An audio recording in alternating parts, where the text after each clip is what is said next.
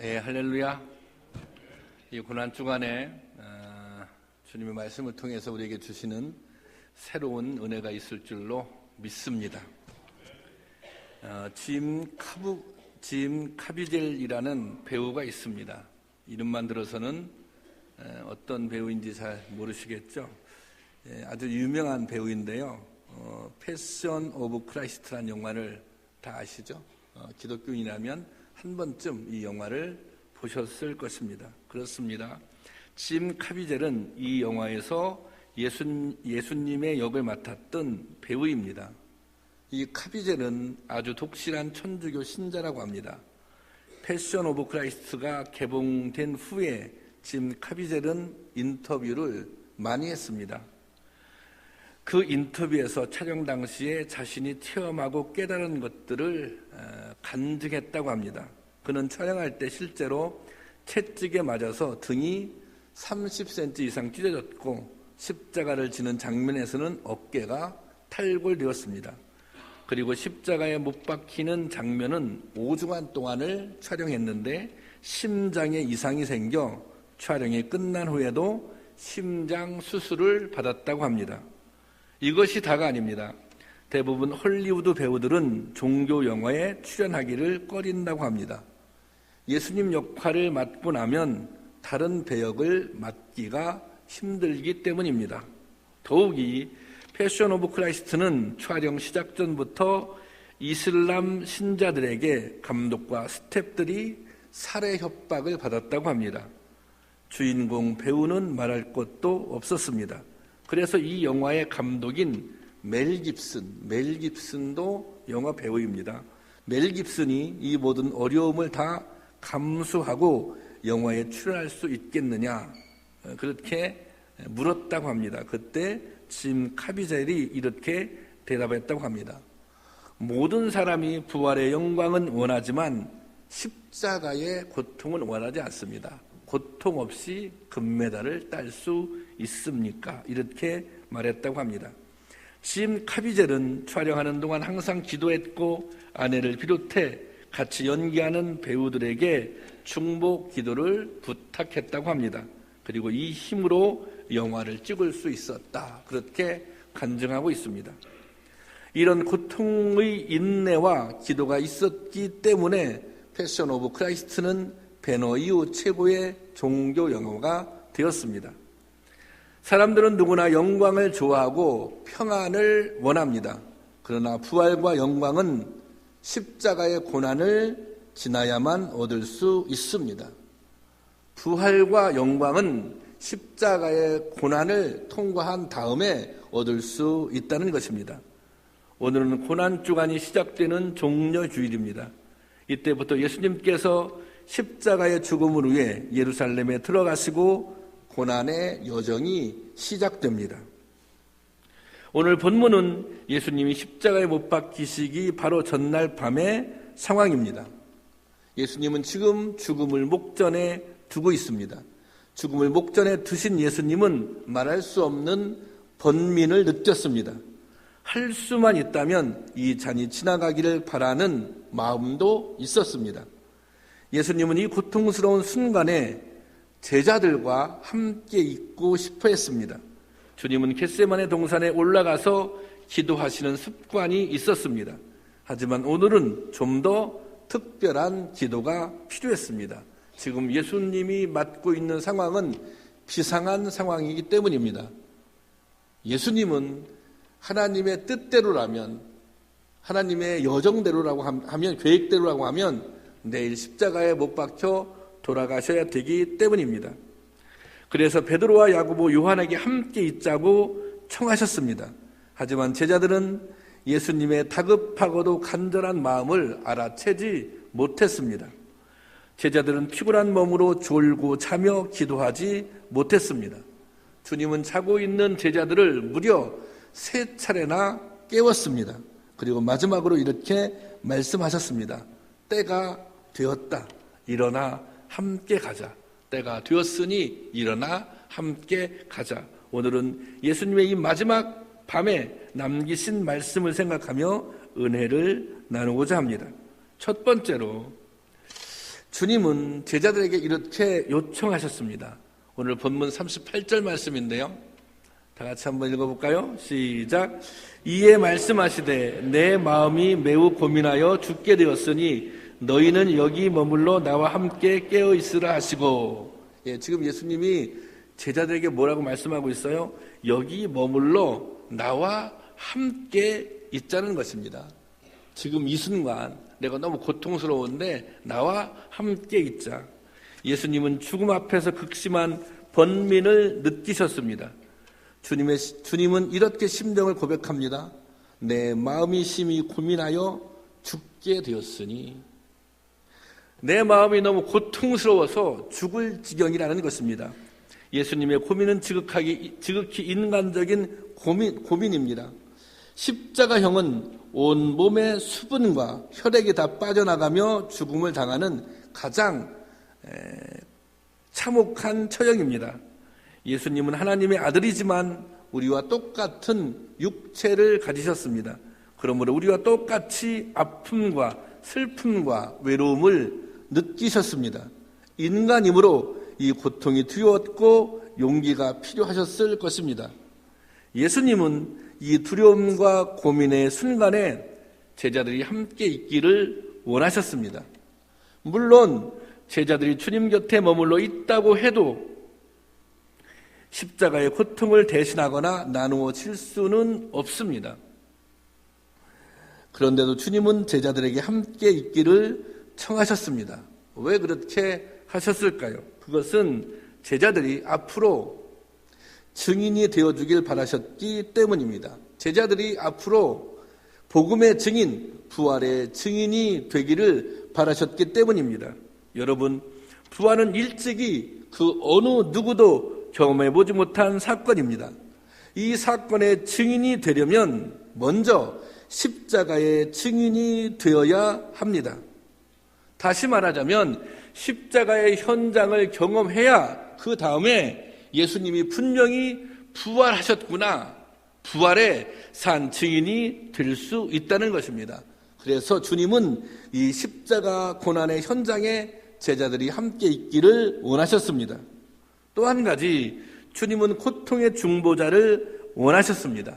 이제 홀로 죽음의 길을 가야 하는데 이 길을 위해 함께 기도하며 용기를 줄 수 있는 동역자를 원하셨던 것입니다. 본문에 보면 예수님은 3번씩이나 제자들을 깨웁니다. 그런데 제자들은 이런 간절한 주님의 마음을 깨닫지 못했습니다. 주님께서는 단 1시간만이라도 함께 기도해 주지 못하겠느냐? 단 1시간만이라도 기도해 주기를 바라셨지만 제자들은 여전히 잠들어 있었습니다. 예수님은 잠든 베드로를 깨우며 이렇게 말씀하셨습니다. 40절입니다. 함께 봉독합니다. 시작. 제자들에게 오사 그 자는 것을 보시고 베드로에게 말씀하시되 너희가 나와 함께 1시간도 이렇게 깨워줄 수 없더냐. 너희가 나와 함께 1시간조차도 함께 깨어 있을 수 없느냐. 나를 위해서 1시간 정도, 내가 지금 죽음을 목전에 두고 있는데 나를 위해서 1시간 정도 중보해 줄 수 없느냐. 베드로는 모두 주님을 버릴지라도 자신만은 언제나 주님 곁에 있겠다고, 절대로 주님 곁을 떠나지 않겠다고 호언장담했었습니다. 그리고 변화산에서는 초막을 짓고 주님과 영원히 함께 살고 싶다고 말했습니다. 그런데 정말 주님이 필요로 하는 그 순간에 잠들어 버린 것입니다. 주님이 붙잡히시자 닭이 울기도 전에 주님을 3번씩이나 부인합니다. 십자가에 달리실 때는 가장 먼저 현장을 벗어나 도망쳐 버립니다. 여러분, 우리가 진정한 부활의 증인이 되기 위해서는 죽음의 증인이 되어야 합니다. 고난을 함께하지 않고 어떻게 영광에 참여할 수 있겠습니까? 오늘 수많은 기독교인들이 부활을 찬양하고 영생을 소망합니다. 영광에 대한 기대를 가지고 살아갑니다. 하지만 여러분, 부활은 그냥 이루어진 것이 아닙니다. 죽지 않고 어떻게 다시 살 수 있겠습니까? 죽어야만 다시 살 수 있는 것입니다. 오늘 내가 죽어야 합니다. 나의 자아가 죽고 나의 욕망이 죽고 나의 의가 죽어야 다시 살 수 있는 것입니다. 이것이 거듭남입니다. 이것이 진정으로 부활에 참여하는 것입니다. 우리는 예수님의 제자이며 증인으로 부르심을 받았습니다.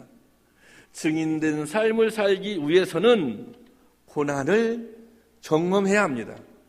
고난에 참여해야 합니다. 그런데 여러분, 오늘 우리의 삶은 고난의 현장에 함께하고 있는 삶입니까? 고난은 모른 채하고 축복과 영광만 구하고 있지는 않습니까?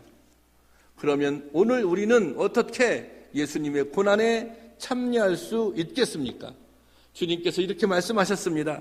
주님은 지극히 작은 자 하나에게 한 것이 곧 내게 한 것이라 그렇게 말씀하셨습니다. 오늘 우리 주변에도 예수님이 제자들에게 가장 고독하고 힘든 순간에 함께 있기를 부탁하신 것처럼 우리 도움을 요청하는 이웃들이 있습니다. 오늘 우리의 도움을 요청하는 힘들고 어렵고 고통 가운데 있는 소외받은 이웃들이 있습니다. 그들과 함께하는 것이 예수님의 고난에 동참하는 한 방편인 것입니다. 이 요청에 어떻게 반응하고 있는지 우리 자신을 돌아볼 수 있기를 원합니다. 예수님의 마지막 밤에 잠들어 버린 제자들처럼 우리도 외면하고 모른 채하며 잠들어 있지는 않습니까? 이웃들의 어려움의 현장에 우리는 함께하고 있는 것입니까? 얼마 전 한 기독교 단체에서 세월호 참사에 대한 한국교회 응답이란 주제로 참사 일주기 토론회를 개최했습니다. 1년 전 참사를 기억하고 희생자와 실종자 가족들을 위로하고 사고 재발 방지를 위해 논의를 이어가자는 취지였습니다. 이날 주제를 발표한 장로의 신학대학교 김은혜 교수가 이런 말을 했습니다. 자녀를 잃은 부모의 마음을 공감하거나 자녀를 잃은 부모의 마음을 비슷하게 우리가 느낄 수는 없다. 그러므로 우리가 할 일은 남겨진 자들의 최선은 기억이라고 말하였습니다.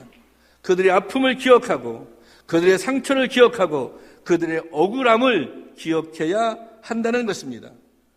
정말 기독교인이라면 그리스도의 사랑을 말한다면 그들의 아픔을 기억하고 억울한 죽음의 진실이 밝혀질 때까지 가만히 있으면 안 된다는 것입니다.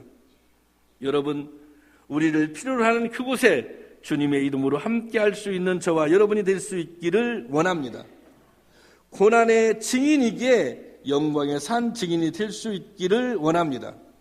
오늘 우리에게 주어진 십자가를 감당함으로 장차 부활의 영광에 들어갈 수 있는 저와 여러분이 될 수 있기를 주님의 이름으로 축원합니다. 두 번째는 깨어서 기도하라는 것입니다. 그날 밤 잠든 제자들을 보시며 주님은 이렇게 말씀하셨습니다. 41절인데요. 함께 봉독하겠습니다. 시작.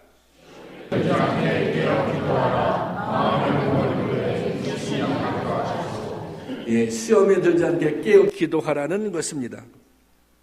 제자들이 마음으로는 주님과 함께 있기를 원했습니다. 그런데 약한 육신 때문에 그렇게 할 수 없었습니다. 주님은 이 사실을 알고 있었습니다. 그러므로 주님은 이렇게 말씀하십니다. 시험에 들지 않게 깨어 기도하라. 마음에 의욕이 있고 소원이 있지만 너희 육신이 약하여 그대로 행하지 못하니 깨어서 기도하라는 것이 주님의 당부입니다. 깨어서 기도하면 새로운 힘을 얻을 수 있습니다. 깨어서 기도하면 담대해질 수 있습니다. 깨어서 기도하면 용기도 얻을 수 있습니다. 깨어서 기도해야 시험에 이길 수 있는 것입니다. 깨어서 기도해야 사단의 권세와 싸워서 이길 수 있는 것입니다. 물론 제자들이 자지 않고 주님과 함께 철회하며 부르짖어 기도했다고 해도 십자가의 죽음을 피할 수는 없습니다. 죄에 사로잡힌 인류를 구원할 길은 예수 그리스도의 죽음 밖에는 없기 때문입니다. 예수님께서 깨어 기도하라고 하신 말씀에는 그럼에도 불구하고 이런 뜻이 있습니다. 첫째는 시대를 인식하라는 것입니다. 이 시대의 징조를 분별하라는 것입니다.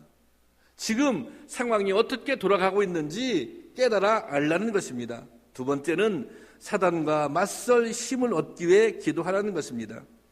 우리는 이 시대를 정확하게 인식하는 판단력과 지혜가 있어야 합니다. 그래야 시대의 징조를 통해 말씀하시는 주님의 음성을 들을 수 있는 것입니다. 제자들은 주님을 잡으려는 대제사장들과 서기관들이 바로 산 아래까지 왔는데도 깨닫지 못하고 잠에 취해 있습니다. 이것은 시대를 분별하지 못하기 때문입니다. 이스라엘 역사를 보면 수많은 역경과 고난을 당합니다. 멸망하고 포로로 잡혀가고 온 나라가 폐허가 됩니다. 그런데 이처럼 초토화될 때 백성들이 시대를 깨닫지 못합니다. 왜 지금 이렇게 되었는지 그것을 깨닫지 못하고 있습니다. 하나님이 선지자들을 보내신 첫 번째 이유는 바로 이 무지, 시대를 분별할 수 없는 무지, 하나님의 징조를, 시대의 징조를 통해서 하나님의 말씀하시는 바, 그 뜻을 깨닫지 못하는 무지를 깨닫기 위함이었습니다. 우리가 1년 전에 세월호 참사 때문에 너무너무 가슴 아파했습니다. 그리고 분노했습니다. 1년이 지났습니다. 여러분, 무엇이 바뀌었다고 생각합니까? 무엇이 어떻게 변했습니까? 이미 잊혀진 과거 지사가 아닙니까? 그렇게 되었다면 그 물속에 잠긴, 물속에서 죽어간 수많은 어린 아이들의 죽음이 그 죽음을 헛되게 하는 것입니다. 시대는 의굽한데 당장에 쾌락의 눈이 어두워져 있으면 안 됩니다. 나의 평안함, 나의 안락에 파묻혀서 시대의 징조를 보지 못하면 안 되는 것입니다.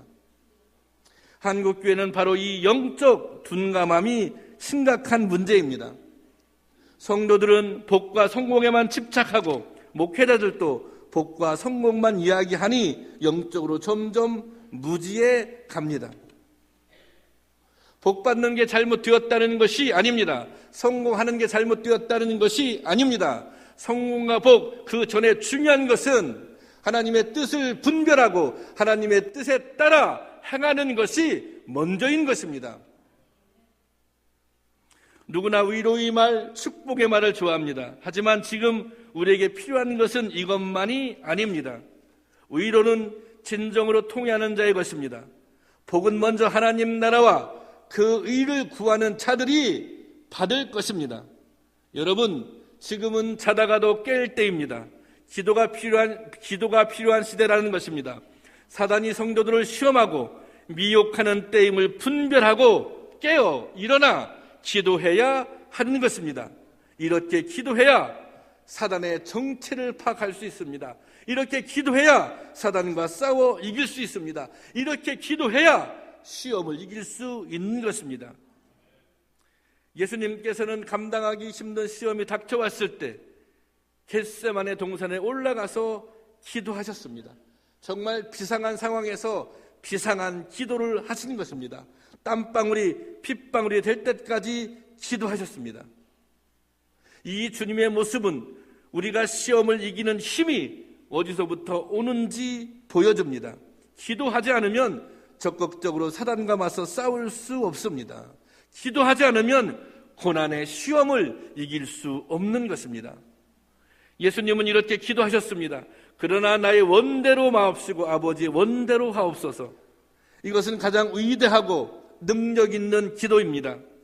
여기에는 하나님을 향한 완전한 신뢰, 하나님을 향한 완전한 순종이 담겨져 있습니다. 여러분, 어떤 고난에도 굴하지 않고 믿음을 지키는 힘, 어떤 고난과 시험에도 굴하지 않고 하나님의 뜻에 순종하는 힘, 그 힘은 기도에서, 그 힘은 성령 충만해서 나오는 것입니다. 기도를 통해서 성령 받으면 능력 있는 성도가 됩니다. 기도를 통해서 하나님의 뜻을 깨닫고 그 뜻대로 살아갈 수 있는 힘을, 능력을, 권능을 얻게 되는 것입니다. 여러분, 초대교회가 성공한 이유가 무엇입니까? 그것은 기도입니다. 그것은 성령 충만합니다. 그들이 성령 충만해서 예수님의 가르침대로 살았기 때문입니다. 여기서 성령 충만했다. 그 다음에 더 중요한 것이 있는데 예수님의 가르침대로 살았다는 것입니다. 성령 충만 그 자체에 문제가 있는 것이 그 자체가 중요한 것이 아니라 성령 충만 받아서 그 성령 충만한 능력으로 어떻게 살았느냐, 무엇을 했느냐, 그것이 중요한 것입니다. 초대교회 성도들은 기도하고 성령 충만함을 받았습니다. 그래서 주님의 가르침대로 사랑했습니다. 주님의 가르침대로 용서했습니다. 주님의 가르침대로 섬기고 신실하게 살았습니다. 주님의 가르침대로 정의롭고 공의롭게 살았습니다. 그랬더니 세상을 변화시키는 힘이 그들한테 나타났던 것입니다. 믿지 않는 사람에게도 칭찬받는 그런 교회로 세워졌던 것입니다. 여러분, 이 사순절 절기 동안만이라도 좀 더 열심히 기도할 수 있는 우리가 될 수 있기를 원합니다.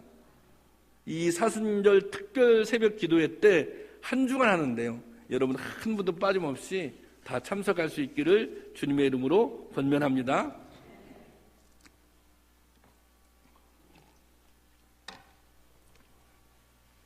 바라기는 기도로 새 힘을 얻고 능력을 얻어서 주님의 뜻대로 행할 수 있는 우리 모두가 될 수 있기를 주님의 이름으로 축원합니다.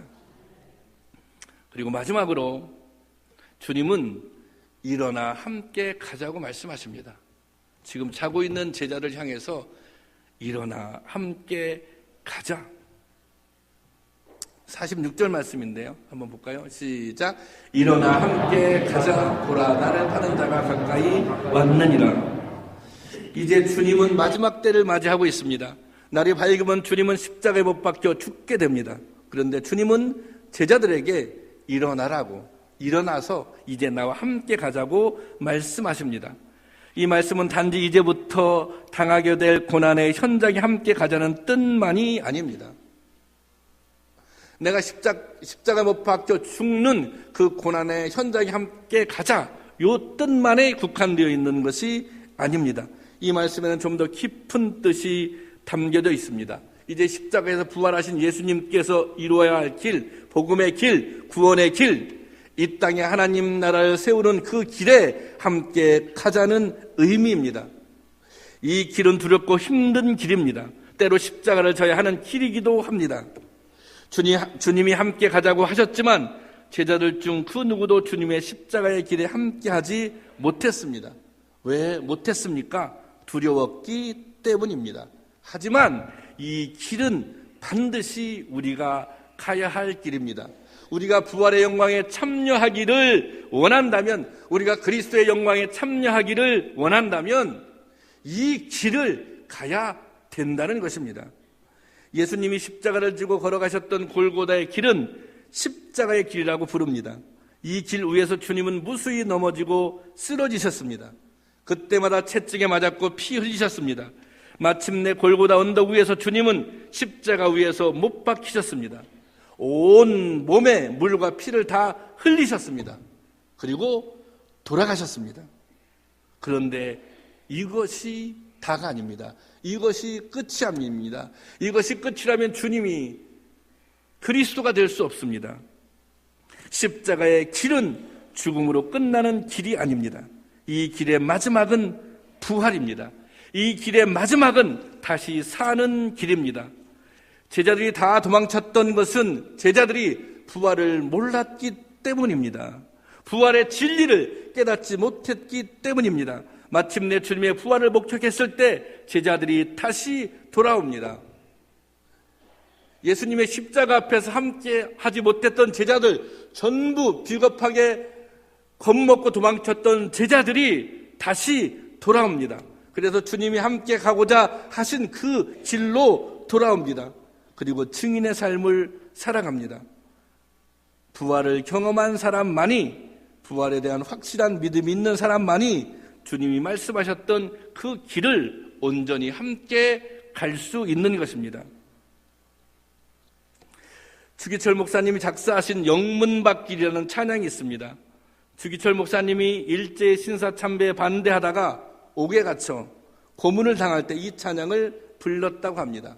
이 찬양을 부르면서 못이 거꾸로 박힌 판자 위를 걸었다고 합니다.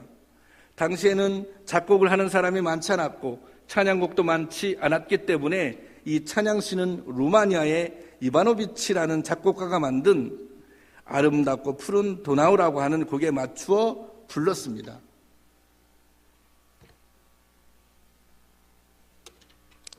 제가 한번 1절만 불려보려고 하는데요. 첫음 좀 쳐줘. 몰라?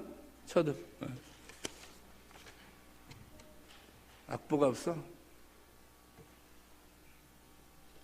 제가 불러보겠습니다. 서쪽 하늘.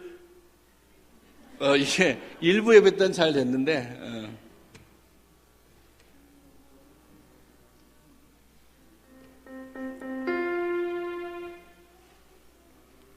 여러분 조금만 기다려보세요. 제가 오늘 이거 꼭 제가 불러야 됩니다. 첫음만 잡아, 첫음만.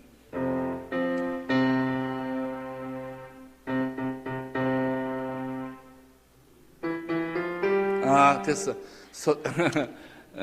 서쪽 붉은 노을 가늘 영문 밖에 빛이 누나 연약하온 두 어깨에 십자가를 생각하니 머리에는 가시관 몸에는 붉은 옷 힘없이 걸어가신 영문 밖에 길이라네.